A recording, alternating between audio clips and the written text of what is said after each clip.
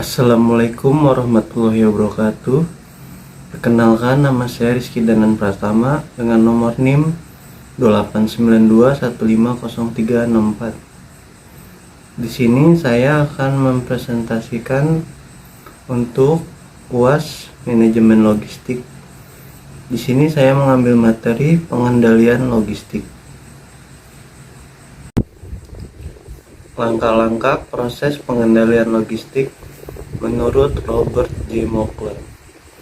1. Penetapan standar. 2. Pengukuran kinerja. 3. Memudahkan delegasi kelompok. 4. Pengambilan tindakan perbaikan.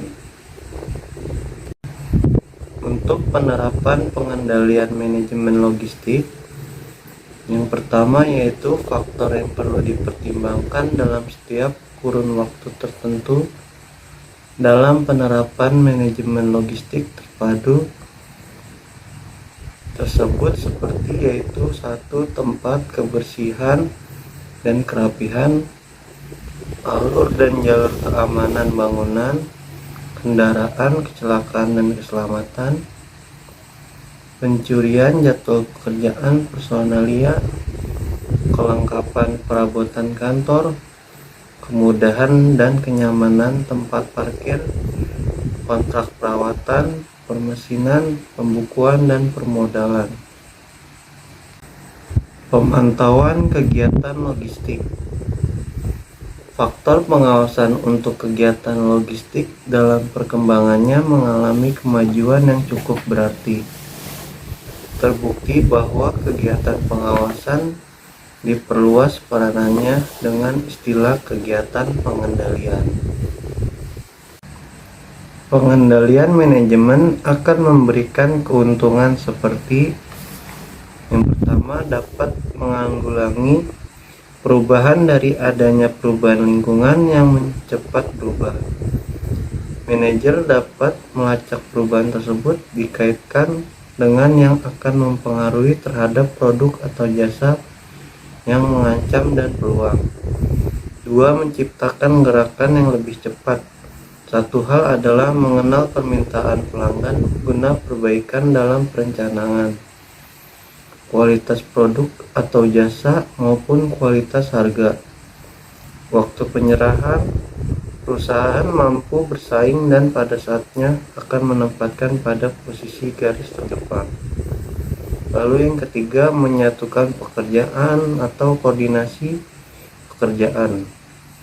Para manajer yang berwawasan luas akan menghargai keragaman perilaku dan pemikiran dari para bawahannya tanpa membedakan suku, agama, dan ras.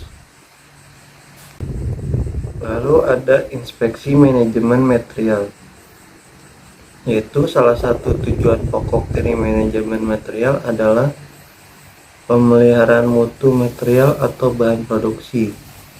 Mutu yang rendah merupakan penyebab dari kegagalan penyerahan pesanan pada waktu yang telah disepakati. Tanggung jawab inspeksi manajemen material atau bahan produk bertujuan memeriksa contoh sampel material maupun suku cadang yang lain untuk menjamin mutu yang telah ditetapkan. Inspeksi tersebut dapat dilakukan di pabrik penjual atau supplier atau pada saat material diterima di perusahaan. Lalu tujuan pengecekan sampel adalah untuk mengukur tingkat fluktuasi atau kerusakan material yang ada dan masih dalam pengendalian atau tidak.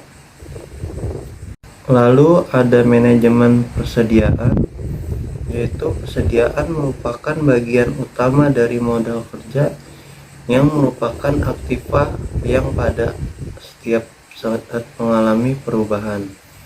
Pada dasarnya persediaan meliputi 3 macam yang utama, yaitu 1. Persediaan bahan mentah atau raw material inventory. 2. Persediaan bahan setengah jadi, yaitu work in process inventory. 3. Persediaan barang jadi, yaitu finished good inventory. Dalam hal cara penyediaan atau pembelian, pada dasarnya ada 2 alternatif, yaitu 1. dibeli sekaligus jumlah seluruh kebutuhan tersebut dan kemudian disimpan di gudang. Sedangkan setiap kali kebutuhan oleh proses produksi lebih tajam dalam arti sudah tersedia sejumlah besar bahan dasar untuk kebutuhan proses produksi yang cukup panjang. Konsekuensinya, perusahaan harus menanggung ongkos persediaan atau penyimpanan yang tinggi. Dua alternatif berusaha memenuhi kebutuhan bahan dasar tersebut dengan membeli berkali-kali dalam jumlah kecil untuk setiap pembelian. Frekuensi pembelian akan lebih tinggi jika keuntungan dari cara ini adalah perusahaan tidak perlu menanggung ongkos-ongkos penyimpanan yang terlalu besar terhadap bahan dasar ini. Dalam hal ini, ongkos penyimpanan dibebankan pada supplier bahan dasar. Analisa jalur kritis. Analisa jalur kritis atau critical path method adalah merupakan suatu metode analisa yang mampu memberikan informasi kepada manajer untuk dapat melakukan perencanaan dan pengendalian suatu kegiatan produksi atau proyek yang dilaksanakan. Berikut adalah beberapa faedah dari analisa jalur kritis, yaitu 1. Dengan digambarkannya logika ketergantungan dari setiap kegiatan, maka akan diperoleh rencana suatu proyek terperinci sebelumnya. 2. Dengan memperhitungkan dan mengetahui waktu terjadinya tiap-tiap kejadian yang ditimbulkan oleh suatu atau beberapa kegiatan, maka kita dapat mengetahui dengan pasti kesukaran-kesukaran yang timbul jauh sebelum terjadi, sehingga dapat mengadakan tindakan pencegahan yang diperlukan. 3. Dalam network ditunjukkan dengan jelas di mana kegiatan-kegiatan yang waktu penyelesaiannya sangat kritis yang tidak kritis, sehingga memungkinkan untuk mengetahui faktor-faktor produksi yang tidak produktif dan kemudian mengatur pembagian usaha dan perhatian terhadap kegiatan tersebut. 4. Network planning memberikan kepada kita bantuan yang sangat berharga di dalam komunikasi antar kegiatan atau departemen. 5. Memberi kepastian atas dicapainya proyek secara lebih ekonomis dipandang dari sudut ketidakraguan dalam penggunaan sumber-sumber tenaga, serta faktor kegagalan dapat ditekan serendah mungkin. Itu saja yang bisa saya sampaikan, kurang lebihnya mohon maaf. Wassalamualaikum warahmatullahi wabarakatuh. Sekian dan terima kasih.